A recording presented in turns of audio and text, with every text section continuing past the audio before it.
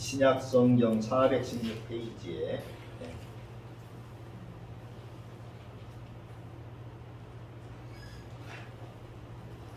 자, 7절부터 봤으면 좋겠네요. 연결이 되게끔 7절부터 같이 보도록 하겠습니다. 416페이지 계시록 17장 7절입니다. 천사가 이르되 왜 놀랍게 여기느냐? 내가 여자와 그가 탄 7 머리와 10뿔 가진 짐승의 비밀을 네게 이르리라. 내가 본 짐승은 전에 있었다가 지금은 없으나 장차 무적행으로부터 올라와 멸망으로 들어갈 자니 땅에 사는 자들로서 창세 이후로 그 이름이 생명책에 기록되지 못한 자들이 이전에 있었다가 지금은 없으나 장차 나올 짐승을 보고 놀랍게 여기리라. 지혜 있는 뜻이 여기 있으니 그 7 머리는 여자가 앉은 7산이요 또 7 왕이라. 5은 망하였고 하나는 있고 다른 하나는 아직 이르지 아니하였으나 이르면 반드시 잠시 동안 머무르리라. 전에 있었다가 지금 없어진 짐승은 8째 왕이니 7 중에 속한 자라. 그가 멸망으로 들어가리라. 내가 보던 10뿔은 10왕이니 아직 나라를 얻지 못하였으나 다만 짐승과 더불어 임금처럼 한동안 권세를 받으리라. 그들이 한 뜻을 가지고 자기의 능력과 권세를 짐승에게 주더라. 그들이 어린 양과 더불어 싸우려니와 어린 양은 만주의 주시요 만왕의 왕이시므로 그들을 이기실 터이요 또 그와 함께 있는 자들 곧 부르심을 받고 택하심을 받은 진실한 자들도 이기리로다. 또 천사가 내게 말하되 내가 본 바 음녀가 앉아 있는 물은 백성과 무리와 열국과 방언들이라.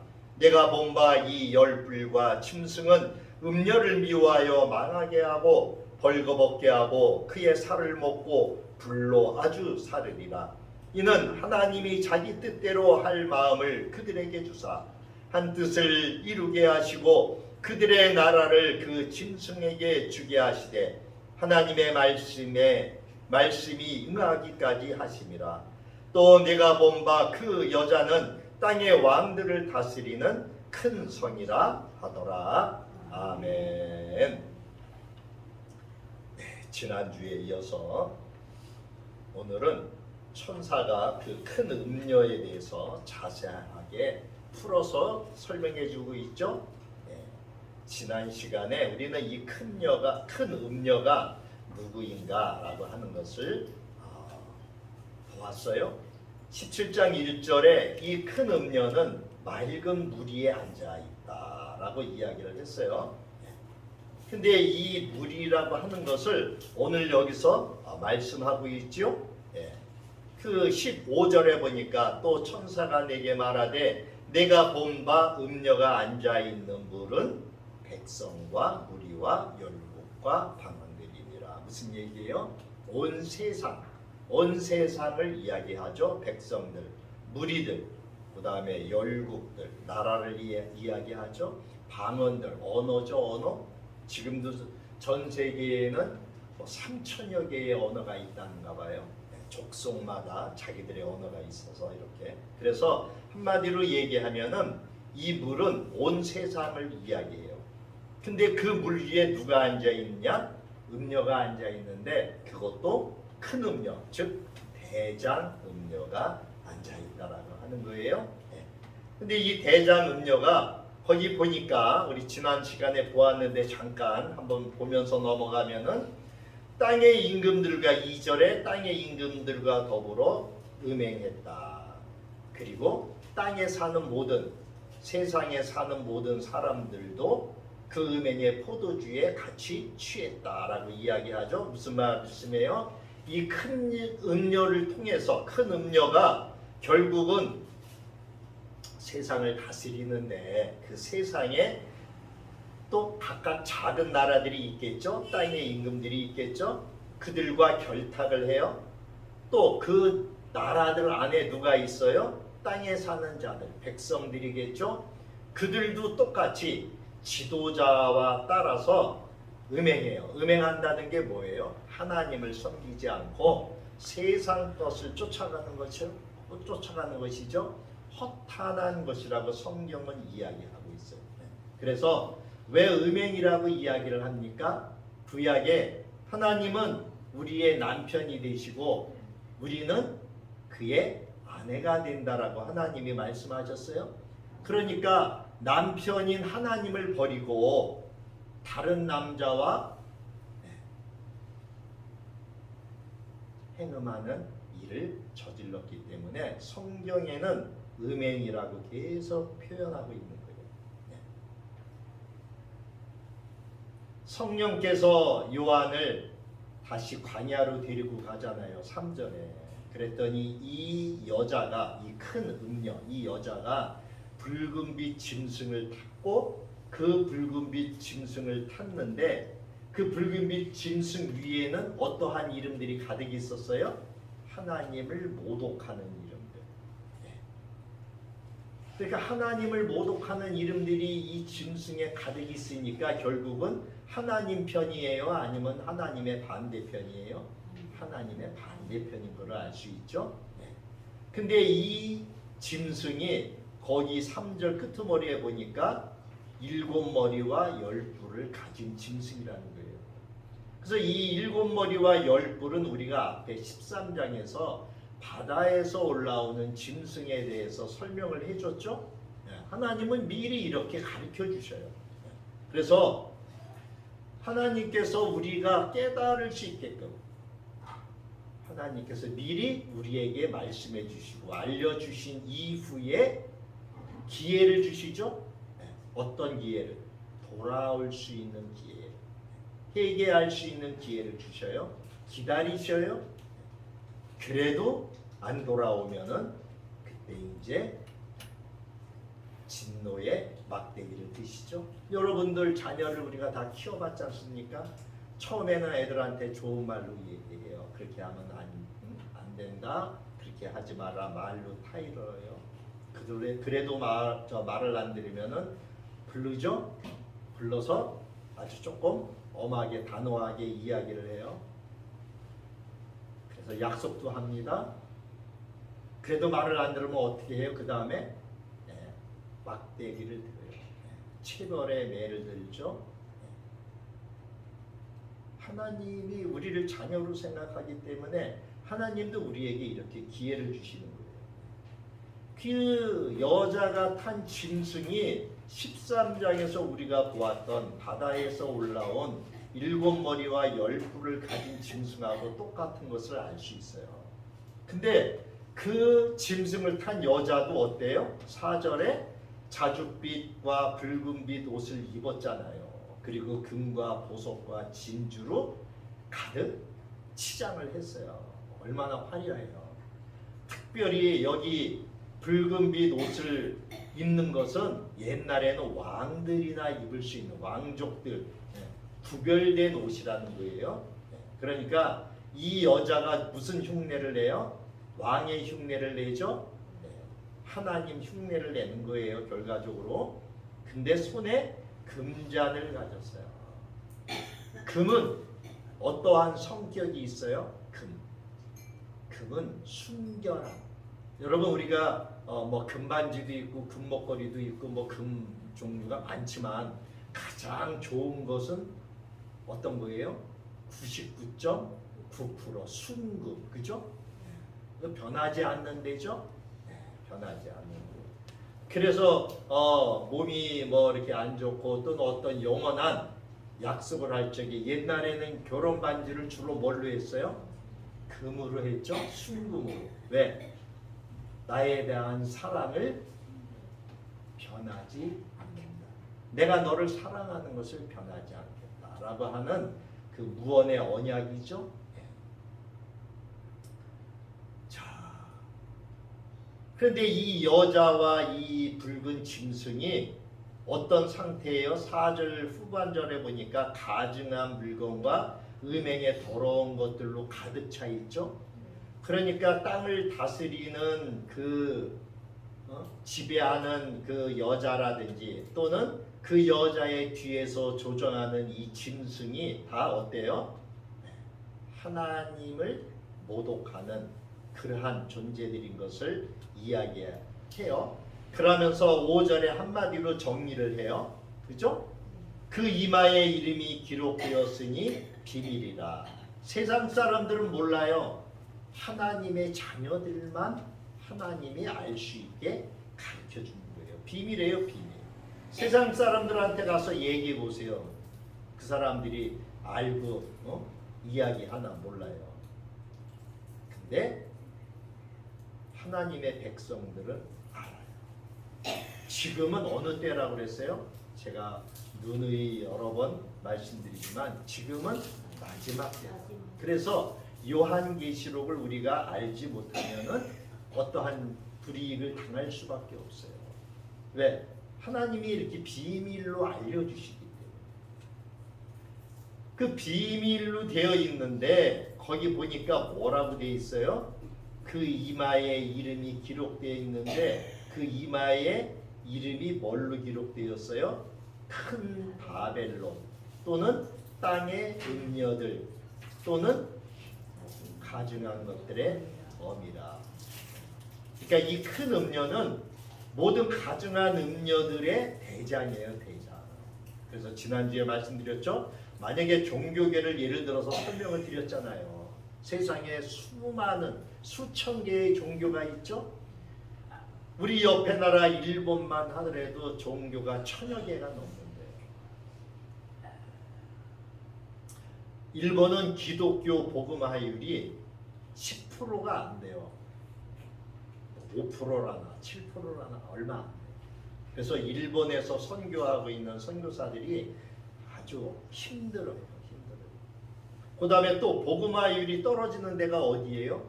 불교 지역 국가. 그러니까 이쪽에 아시아 쪽, 뭐 태국, 미얀마, 또 뭐 어디예요? 거기 뭐 인도네시아, 말레이시아 뭐 이런 쪽에 그런 쪽이 다 뭐예요? 거기는 불교 쪽이죠. 역시 우상이에요, 우상. 그죠? 제가 태국에 선교를 갔는데 교회 바로 앞에 큰 절이 있었어요. 근데 절이 얼마나 큰지 거기 부처상을 이렇게 동상이죠. 동상을 이렇게 설치를 해놨는데 동상이 서 있는 동상이 아니라 이렇게 옆으로 이렇게 드러져 있는 그 동상 있죠. 그러니 얼마나 커요, 길게. 바로 건너편, 그 길 건너편이 교회예요. 교회는 1층, 2층을 써요. 조그만 건물에.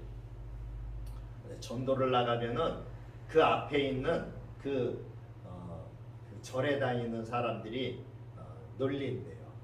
우리 불교는 돈이 많고 힘이 세서 이렇게 크게 우리 저기 부처님들이 크게 이렇게 해놓는데 너희들은 돈이 없어서 이렇게 조그맣게 해놓고 저기를 하느냐고 이렇게 놀린다고 선교사님이 설명을 해주더라고요. 태국을 이제 마지막 날 이렇게 좀 둘러보았는데 가던 곳곳마다 뭐가 있어요? 우리나라 옛날에 불교 섬길 때 그 큰 나무 밑에 성황당이라고 그랬나요? 큰 나무 밑에 이렇게 그 두덩 같은 것이 이렇게 파 있으면 그 안에다가 모시잖아요. 또 뭐 큰 어떤 뭐 돌이라든지 뭐 이런 저기에다가 뭐 물 이렇게 떠받쳐 놓고 뭐 산신령 뭐 또 뭐 이렇게 해서 섬겼었잖아요. 그 사람들이 그래요. 그 가는 곳곳마다 큰 나무 있는 데는 전부 다 그런 조그만 부처상이 다 있어요. 부처의 이름도 많죠. 부처 저기 이름들도 엄청 많아요. 근데 그 가운데서 제일 여기 이제 큰 음녀처럼 불리우는 그 부처가 누구예요? 석가모니. 나머지 밑에는 이제 뭐 여러 가지 이름들이 아무튼 있어요. 그러면서 그 선교사님이 그런 거를 쭉 설명을 해주면서 아무튼 나무가 좀 크다, 좀 멋있는 아주 큰 바위가 있다 하면 거기엔 영락없이 그런 것들이 있어요. 뿐만 아니에요. 제가 남아메리카 콜롬비아 갔을 때나 또 또 이런 거기 좀 이렇게 돌아봤을 적에 거기 남아메리카 콜롬비아 밑으로 뭐 브라질이라든지 뭐 여러 나라들이 있잖아요. 그 나라들은 다 뭐예요? 카톨릭이에요. 카톨릭. 우리나라로 이야기하면 성당 같은. 근데 우리나라의 성당과는 좀 달라요. 거기는 이탈리아 로마의 그냥 카톨릭이에요. 근데 거기도 가면은 집집마다 가운데 큰 나무들이 있는데 그 나무 밑에 뭐가 있어요? 마리아 상이 있어요.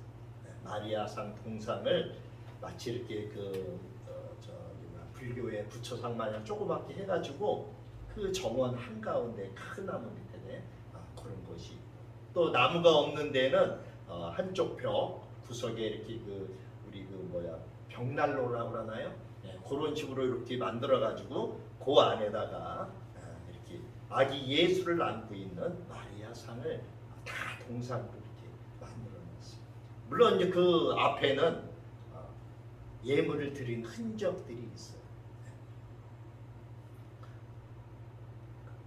얼마나 많은 음행의 포도주를 우리가 마시고 취하고 있나. 땅에 사는 자들이. 이 지금 마지막 때의 징조들이 이러한 모습들이 있다는 거예요. 자, 그래서 여기서 이야기했죠. 자, 6절을 봅니다. 이 가증한 것들의 어미 또 바벨론 땅의 음녀들과 연합한 이 어미라고 하는 이 여자가 어떠냐? 6절에 내가 보매 이 여자가 성도들의 피와 예수의 증언들의 피에 취했다고 그랬어요. 그럼 무슨 얘기예요? 이게 핍박하는 거죠? 하나님 믿는 하나님의 백성들을 핍박하는 거예요. 그 피를 취했어요. 선교사들은 그런 지역에 가서 복음을 전하다가 돌멩이로 맞아 스데반처럼 돌멩이로 맞아 상처를 입고 심지어 죽음을 당하기까지 하고 뿐만이 아니라 아프리카 같은 지역에는 어때요? 칼로 창으로 찔러 죽임을 당해요. 지금도 아프리카에 아직도 그래요. 근데 참 우리가 한국에 태어난 것이 감사한 것이 그런 소식을 들을 적마다 그곳에 가 있는 그 선교사들이 거의 우리 한국 사람이에요. 초반에 복음이 기독교가 전파되고 시작하면서부터는 미국이나 유럽 쪽에서 선교사들이 많이 들어갔는데 그들이 견디지를 못하고 많이 이제 철수를 하고 또 그 복음이 마지막 때에 와서 성경의 예언대로 동방의 나라, 한국, 우리나라 사람들이 아무튼 밀린 구석구석, 섬 구석구석, 아프리카 산하고지에 들어가 있어요. 우리 선교사들이. 참 우리 한국 사람들이 하나님의 부르심을 받아서 마지막 때의 증인으로 이렇게 지금 사용받고 있어요. 얼마나 감사해요. 한국에 태어난 것이. 그죠? 하나님이 더 눈여겨보실 거 아니에요. 나는 더 눈여겨보실 것 같다고. 그렇잖아요. 하나님의 시선이 머무는 곳. 하나님의 시선이 머무는 교회. 하나님의 시선이 머무는 나라. 하나님이 더 관심 있는 지역. 자, 요한은 그 천사에게 놀라운 이야기를 이렇게 계속 듣죠. 하나님께서 천사를 보내서 이 사도 요한에게 지금 자세하게 가르쳐주고 있는 거예요. 그래서 그 여자의 정체가 드러났어요. 그러면서 이제 7절에 오늘 읽었던 말씀이죠. 7절에 보니까 천사가 이르되 왜 놀랍게 여기느냐? 내가 여자와 그가 탄 7머리와 10뿔 가진 짐승의 비밀을 내게 이르리라. 자, 이제 음녀에 대해서 이야기해 줬는데 조금 더 이제 짐승에 대해서 그 짐승의 비밀을 가르쳐 준다라고 이야기하죠. 네. 자, 8절을 보니까 뭐라 그래요? 내가 본 짐승은 전에는 있었다가 지금은 없으나 장차 무적행으로부터 올라와 멸망으로 들어갈 자니 땅에 사는 자들로서 창세 이후로 그 이름이 생명책에 기록되지 못한 자들이 이전에 있었다가 지금은 없으나 장차 나올 짐승을 보고 놀랍게 여기느라. 자, 이 말씀은 다니엘서를 우리가 봐야 자세히 알 수가 있어요. 자, 근데 우리가 먼저 쉽게 좀 이 말씀을 좀 보면은 이 내가 본 짐승은 전에는 있었대요. 그러니까 지금 현재 사도 요한은 어느 시대의 사람이에요? 로마, 그죠? 네, 로마 시대에 지금 살고 있죠. 네. 근데 전에는 있었대요. 그러니까 로마 이전 시대에는 이러한 짐승 같은 이러한 자가 있었답니다. 근데 지금 이 로마 시대에는 로마가 온 세상을 다스리고 있기 때문에 없어요. 근데 장차 앞으로는 무적행으로부터 올라오는데 결국 이 무적행으로부터 올라오는 이 짐승도 결국은 어떻게 돼요? 멸망으로 들어갈 자라는 거예요. 멸망으로 들어갈 자. 그래서 그를 따르는 모든 자들은 결국은 땅에 사는 자들이죠. 하나님을 모르는 하나님을 믿지 않는 불신불택자들이 하나님을 믿지 않기 때문에 어떻게 돼요? 생명책에 그 이름이 기록되지 못하고 있죠. 여러분, 여러분들의 이름은 여러분들이 예수를 믿기 때문에 하나님을 믿기 때문에 하늘의 생명책, 하늘의 호적에 우리의 이름이 기록되어져 있어요.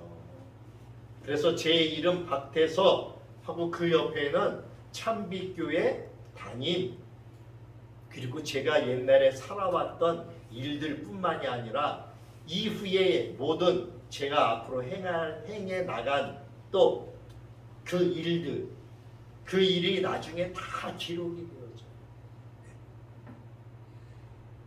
오늘 주보에 제가 기록을 했던 거예요.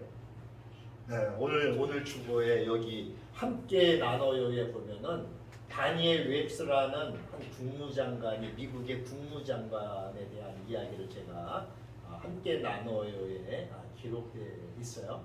근데 이 사람이 그 친구들하고 같이 이렇게 이제 호텔에서 한 20여 명과 저명한 사람들하고 식사를 하는데 이런저런 이야기를 하는데 이 웹스터 장관만큼은 아무 소리도 안 하고 고개를 푹 수그리고 있다라는 거예요. 그래서 다른 사람들이 아니 웹스터 장관님 왜 얼굴을 들지 않고 이렇게 고개만 숙이고 계십니까? 그라고 물어봤더니 이 웹스터 장관이 고개를 들면서 이 사람한테 이제 물어봤다고 그래요. 고개를 들이니까 장관님께서는 장관님의 일생 동안에 무엇이 가장 중요하다고 생각합니까? 라고 물어본 거예요. 그랬더니 이 웹스터 장관의 대답이 다른 사람들을 놀라게 했어요. 거기 보면은 제일 나에게 엄숙하고 중요한 생각은 내가 지금 하는 모든 일을 이 다음에 하늘나라에 가서 내가 책임질 것이라는 생각입니다. 이 생각을 할 때에 내 마음이 제일 엄숙합니다. 이 웹스터 장관이 이렇게 그 저명한 사람들 앞에서 대답을 했다는 거예요. 이 웹스터 장관의 믿음이 얼마나 좋았던 사람인가를 우리가 알 수 있죠? 우리도 마찬가지예요. 여러분, 우리가 지금 신앙생활하고 우리가 이 땅에서 살아가고 있지만 우리가 했던 모든 일들은 하늘의 기념책에 기록되어져 있어요. 내가 무슨 얘기를 해, 내가 무슨 말을 해, 내가 누구와 싸웠고, 내가 하나님 앞에 어떠한 잘못을 했는지 기록되어져 있어요. 그래서 마지막 심판 때에 예수님이 심판 때 보좌에 앉으셨을 적에 계시록 후반에 보면 나오는데 두 가지 책이 펴져 있대요. 하나는 내 이름이 생명책이라고 하는 그 책이 있는데 거기에 박태섭이라고 하는 이름이 있는지, 그 박태섭의 이름이 기록되어져 있으면 그가 행한 모든 행위들이 기념책에 기록되어져 있다. 얼마나 여러분